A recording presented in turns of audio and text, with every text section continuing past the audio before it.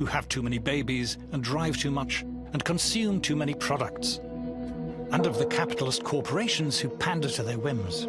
The solution is for government to have greater power to regulate private companies, but also to guide and reshape the lives and habits of individuals.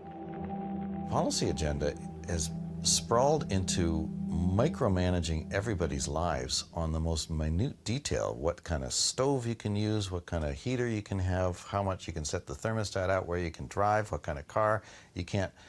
According to the planners, we're not going to have internal combustion engines an hour from now. All of these things require the government to get involved, right? Because the government has to sort of force changes upon the public. If it was up to the public, we wouldn't be buying electric vehicles because, you know, they're impractical. Support for the climate alarm is now virtually synonymous with disdain for free market capitalism and a yearning for bigger government. It's liberals versus conservatives in the United States. And generally speaking, liberals are worried that we're destroying the planet. And they're also, of course, for big government. And then conservatives are at the other end of the spectrum, where a lot of them don't believe that we're destroying the planet, and they don't want government involved in their personal lives. Paying lip service to the climate alarm has become almost universal among those who depend on government for their livelihoods. This includes those in the publicly funded education, arts and science establishments. Tony Heller recalls his time at Los Alamos Labs. The entire county of Los Alamos was kept going by government money. That we had the highest incomes in the state. So naturally, people who lived in Los Alamos supported big government because that was where their livelihood came from. That was where their good schools came from. You know, everything good in Los Alamos came from the government. So of course they were all believers in big government. Among the largely publicly funded Western intelligentsia, support for more government spending and regulation is almost a defining moral badge. In these circles, to question the climate alarm is socially unacceptable. To be a climate skeptic is taboo.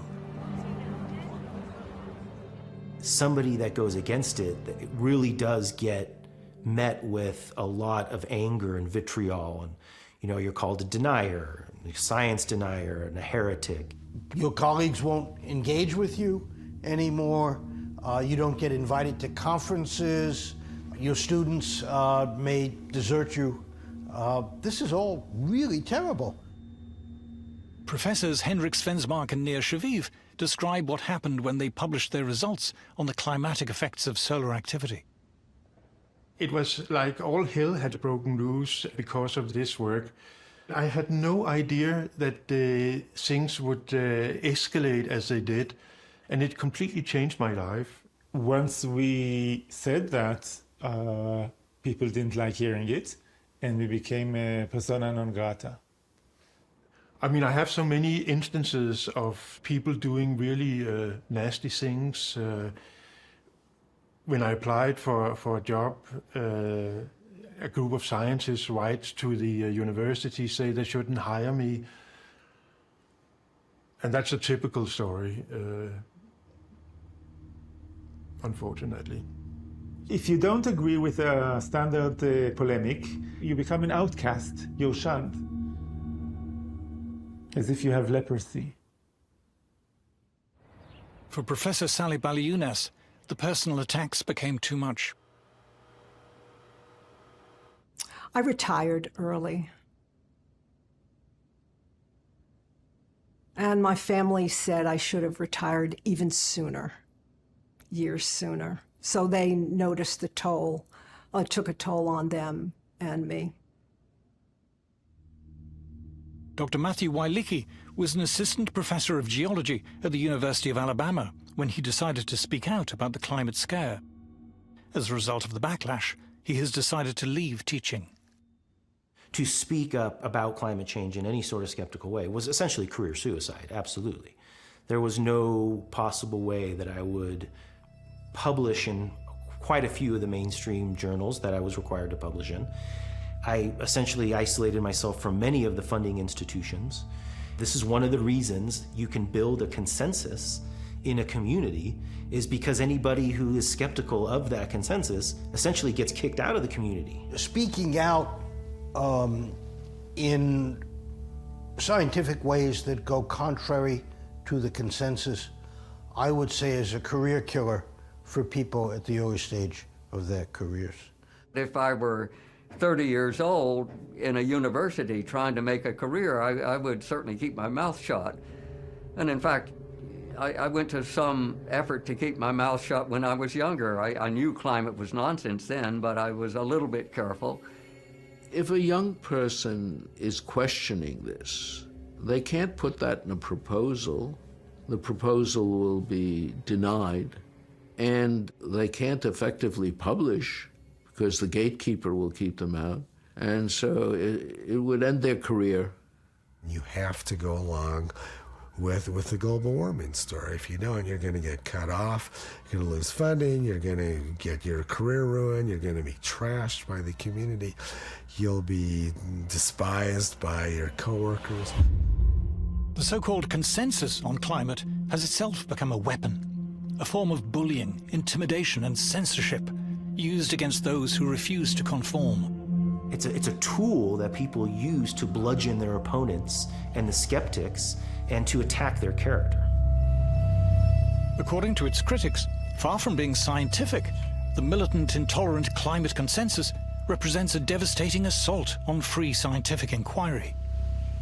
I see my job as a scientist as just laying out the facts and letting people decide what they want to do.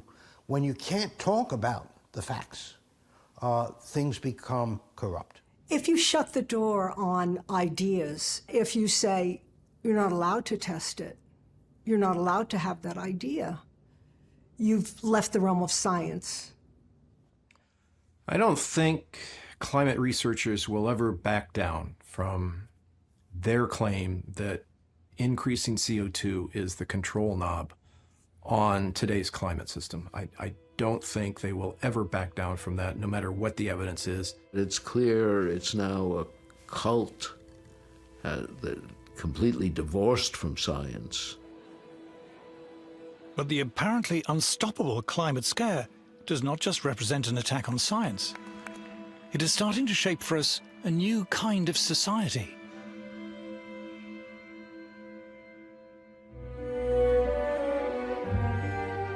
Environmentalists like to pose as anti-establishment, but their demands are well received and piously echoed by King Charles and the Archbishop of Canterbury, the BBC, the UN, the EU, by heads of government, the World Bank and World Economic Forum. In fact, by the entire state-funded ruling establishment. Global warming is like the perfect problem that government can get involved in to grow the influence of government. It's a wonderful way to increase government power. And if there's an existential threat out there that's worldwide, well, you need a powerful worldwide government, you know, to cope with it. If you're a climate activist, you're actually facilitating a huge validation of the government running our lives. Many environmentalists, most environmentalists, all environmentalists who consider themselves to be radical, progressive alternatives are in fact simply reinforcing the mantras and the mainstream arguments of the entire establishment. The demands on the government mean that the government suddenly gains the authority to interfere into every nook and cranny of our lives and how we live. Everything has a climate narrative attached to it. How much you consume, where you spend your money, how much you travel, who you interact with, what types of food you eat, whether you eat meat.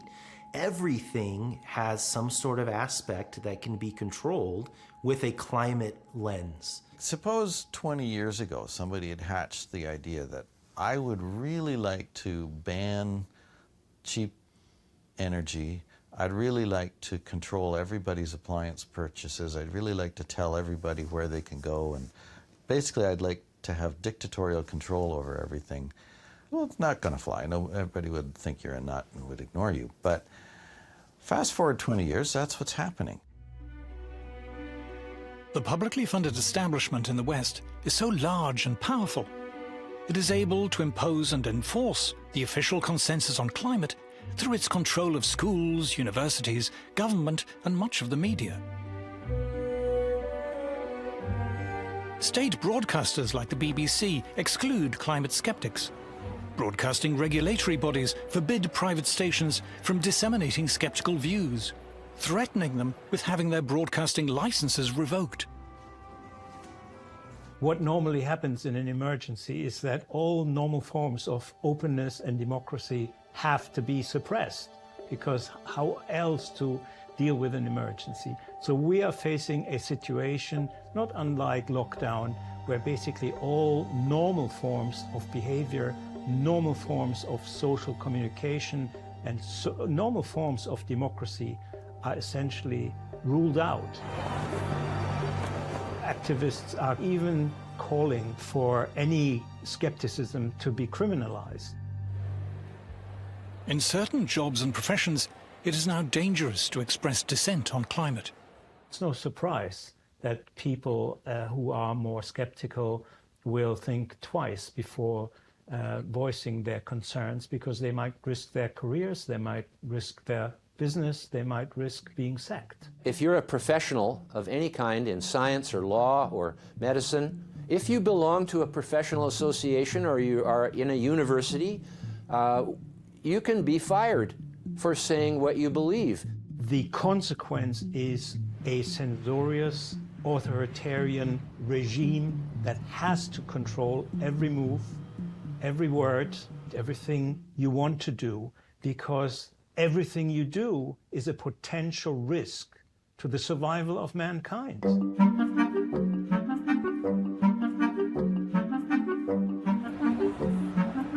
Climate protesters condemn capitalism, but at their anti-capitalist rallies, it's hard to spot anyone who looks like a worker, like a docker or crane driver or steel worker or a beautician or a trucker. The workers, it appears, are totally absent from these rallies, and for very good reason. Today's climate alarmists complain not that capitalism isn't producing enough, but that it's producing too much.